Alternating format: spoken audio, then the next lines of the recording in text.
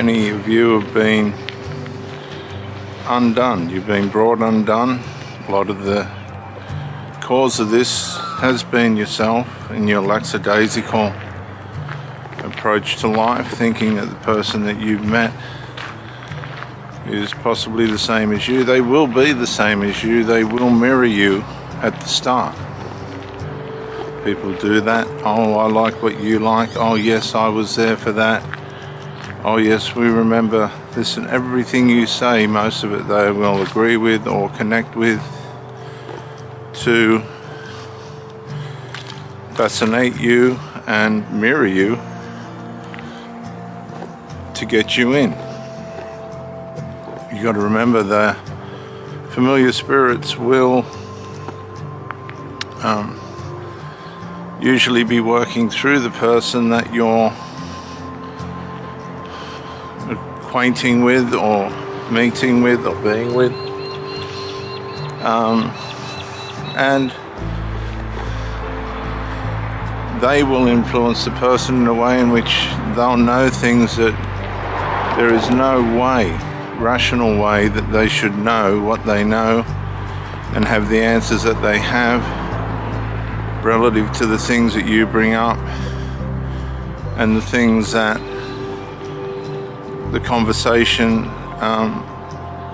has within it. They'll know how to answer, they'll know how to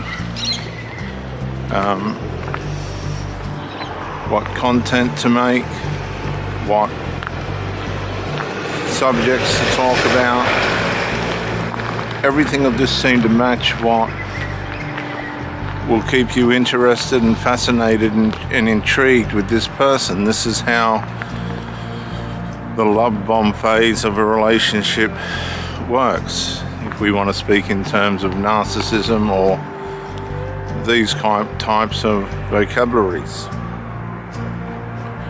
Once you've been intrigued and fascinated and the sex is acceptable and all the rest of it, possibly better than what you thought it would be, or even if it's not, usually we'll find that there's a bond connected, and we try and build on that bond in a way in which we can get some satisfaction and possibly some peace and serenity and balance from an intimate relationship. Now, anybody can do this at the start. Anybody can turn up, put on a happy face, say what they think you want to hear,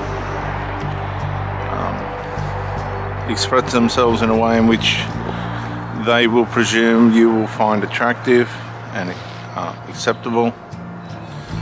These things are not uncommon. But as the relationship wears on, as things move further into time, as more time passes, this phase, this human instinctual phase, will begin to wane, will begin to disappear. The shiny new toy will lose its shine, and now we're faced with, do we want to look after this toy, or are we just going to throw it in the corner? And unfortunately,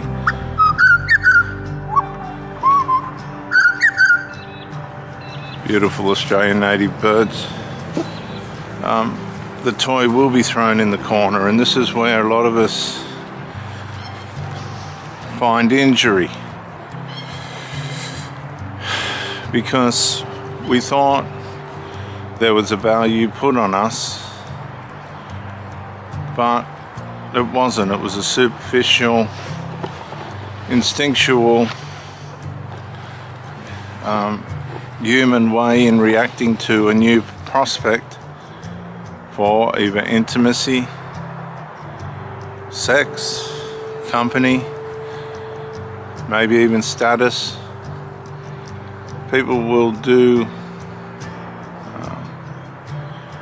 tremendous trapeze acts to present themselves in a way in which they'll get the services, supply and safety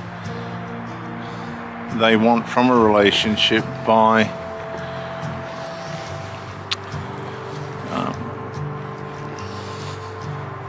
reacting and performing in a way at the start of the relationship which gets your interest.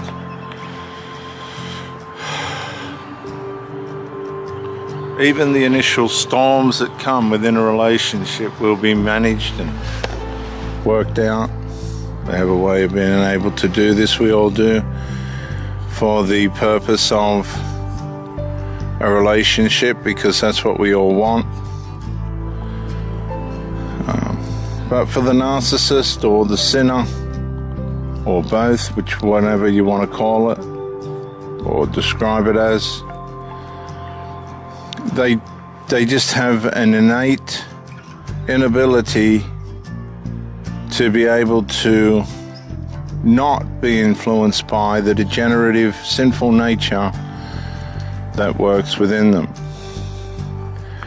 Now, family members will be aware of this, and family members will know that, it's in our nature, it's in our family lineage for things not to go the way that they should. It's in our family lineage possibly to be attracted to drugs and violence and alcohol. It's in our family lineage not to deal with things that we should and leave things unresolved for the sake of not treading on anyone's corns or making someone upset. All these things become cultural, domestically culturalized by the way in which we act and perform throughout our lives, and then we will eventually bring them into our relationship, and we'll try and culturalize the person that we're with into the same thing. You'll hear stories of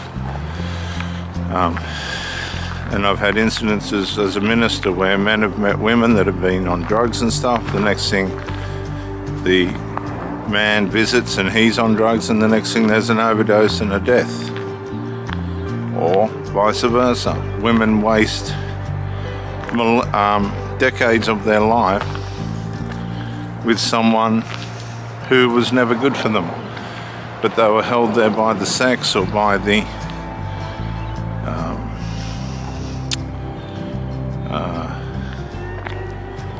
supply and services or whatever it was that they wanted, status, maybe safety, security, for decades, only to find at the end of it they were abused.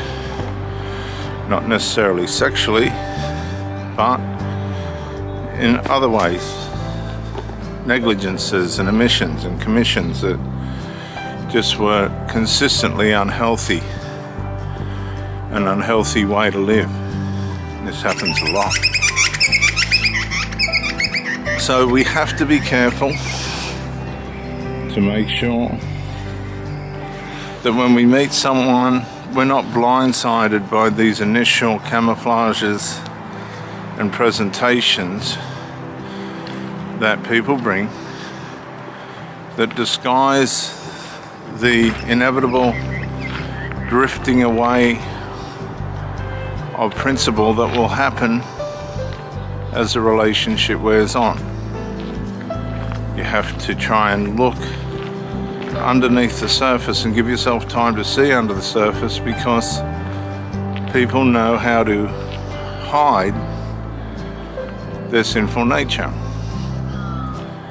And it's the sinful nature, the evil sinful nature that we all have,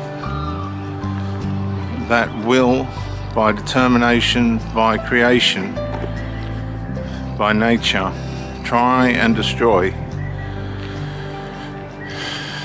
not only ourselves, but anything that's good or positive that works around our lives. Bye for now.